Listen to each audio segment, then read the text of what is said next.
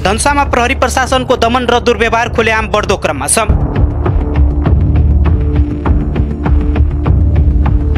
हिजो जनकपुरधाम 20 देपुरा रुपैठामा दुई समुदाय बीच भएको विवादलाई कभर गर्न पुगेका नयाँ आशा एफएमका पत्रकार पुरुषोत्तम यादव र रेडियो मिथिलाका पत्रकार धीरेन्द्र यादव प्रहरीको लट्ठी चार्जमा परेका छन्। प्रहरीले दुवैमाथि दुर्व्यवहार मात्र गरेन, पत्रकार पुरुषोत्तम यादवको मोबाइल समेत खोसेको छ।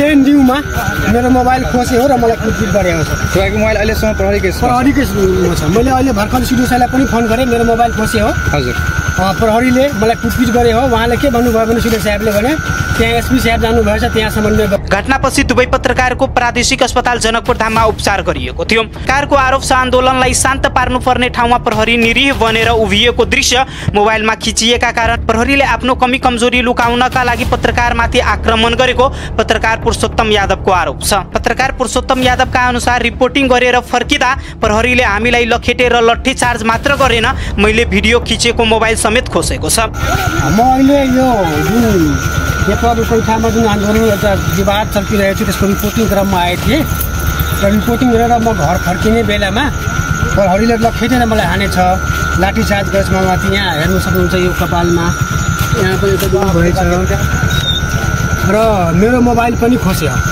तपाईँको मोबाइल किन खोसेको प्रहरीले? अब रिपोर्टिङ गर्ने बेलामा अब खै उहाँको केही कमजोरी होला कि भनेर उहाँले अब मेरो मोबाइल खोसेको हो। चिन्नु भयो कि चिन्नु भएन उहाँले? होइन, अब 181 अब कार्ड समेत म झुन्ड्याएको छु त, म कार्ड देखाउँदैछु त, मेरो म मिडियाबाट हो सर, म जाँदैछु। तपाईँले मिडियाबाट भनिसकेपछि मोबाइल खोसेको हो कि पहिला खोसेको? खोसेको हो सर, मिडियाबाट भनिसकेपछि मोबाइल। जसमा यो प्रहरीको डाइरेक्ट दमन छ पत्रकारहरूमा, हेर्न सक्नुहुन्छ। आइडी कार्ड लगाएको छ उहाँको, हेर्नुहोस् यो यहाँ हेर्नुहोस् के भएको छ। लात्तीले हेर्नुहोस् यहाँ यो कुन कसले लात्तीले हानेको? भुटले कसले हानेको तपाईँलाई? यो प्रहरीले नै हानेको।